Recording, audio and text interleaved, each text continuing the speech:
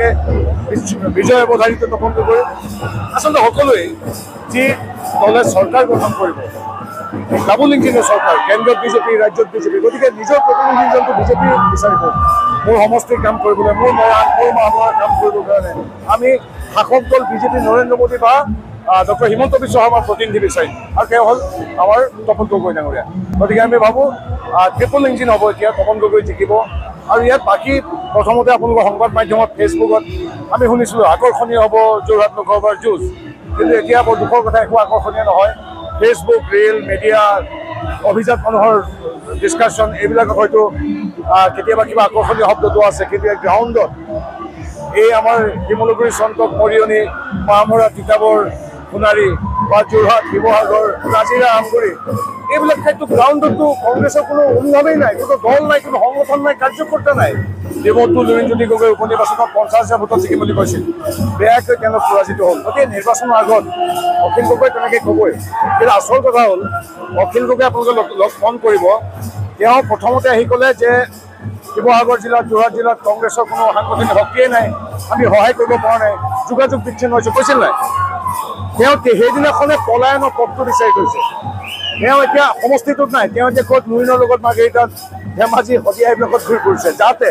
যিদিনাখন বিপুল ভোটত গৌৰৱ গগৈ পৰাজিত হয় তেতিয়া অখিল গগৈ ক'ব মই আগেয়ে কৈছিলোঁ নহয় সংগঠনে নাই তেওঁলোকৰ আৰু ময়ো বেছিকৈ লাগিব নোৱাৰিলোঁ লুৰিণজ্যোতি গগৈৰ লগত লাগিবলগীয়া হ'ল পলায়নৰ পথ ইতিমধ্যে ধুনীয়াকৈ সজাই থৈছে অখিল গগৈয়ে যেতিয়া বিপুল ভোটত তপন গগৈ জিকিব গৌৰৱ গগৈ বৰ বেয়াকৈ পৰাজিত হ'ব তেতিয়া এই ভাষ্য জিকাই দিব অখিল গগৈয়ে আমি বহুত চেষ্টা কৰিছোঁ কিন্তু কংগ্ৰেছৰ সংগঠন নাই ইত্যাদি ইত্যাদি গতিকে অখিল গগৈৰ কথা বিশেষ কৰিবলগীয়া নাই তেওঁলোক বিহুৰ শুভেচ্ছা জনালোঁ লুৰিণ গগৈ ক'ত ধৰ্মেন্দ্ৰ সোণোৱাল ক'ত মই তুলনা কৰিব নাপায় আৰু গৌৰৱ গগৈ মোৰ শ্ৰদ্ধা আছে সন্মান আছে মোৰ তাতে জ্ঞাতি এজন অসমীয়া ভাল উচ্চ শিক্ষিত লোক তেওঁ এতিয়া বিলাতত থকাৰ কাৰণে অসমীয়া ভাষা সংস্কৃতি অলপ কমকৈ জানিব পাৰে কিন্তু ভদ্ৰ ঘৰ ভদ্ৰ ল'ৰা আমাৰ শুভেচ্ছা আছে কিন্তু যিহেতু সিপাৰ সৈতে সংযুক্ত নহয় যিহেতু তেওঁ পৰাজিত গোটৰ পৰাজিত এগৰাকী সৈনিক আৰু তেওঁ এটা গান্ধী পৰিয়াল গগৈ পৰিয়াল তেওঁলোকে এটা বংশবাদৰ ৰাজনীতিত প্ৰতিনিধিত্ব কৰে কংগ্ৰেছক প্ৰতিনিধিত্ব কৰে যি কংগ্ৰেছে 855জন লোকক গুলীয়াই গুলীয়াই হত্যা কৰিছিল দুৰ্নীতিৰ প্ৰহাৰ মিলিছিল গতিকে ভাল ইংৰাজী ক'লেও আমি ইংৰাজী ভাল পাওঁ তেওঁ সেইখিনি একাষৰীকৈ থাকক সদ্যহতে ৰাইজ আছে কামৰ মানুহ তপন গগৈৰ সৈতে ইংৰাজীৰ সৈতে নাই আমাতকৈ জাতীয়তাবাদী অখিল গগৈ হ'ব পাৰে নেকি জাতীয়তাবাদৰ ঠিকাকী অখিল গগৈ লুৰিণজ্যোতি গীত আছে নেকি তেওঁলোকে দেখোন কংগ্ৰেছৰ নৱজানু হোৱা বৃত্ত হোৱা 855জন লোকক ঘূৰিয়াই ঘূৰিয়াই মৰা কংগ্ৰেছৰ ওচৰত আজি বৃত্ত দুই অখিল গগৈ আৰু লুৰিণ গগৈ গতিকে তেনে মানুহে জাতীয়তাবাদৰ কথা ক'লে নুশুনায় গতিকে আমাৰ জাতীয়তাবাদ সম্পূৰ্ণ প্ৰমাণ সাপেক্ষ এই লুৰিণজ্যোতি গগৈ বা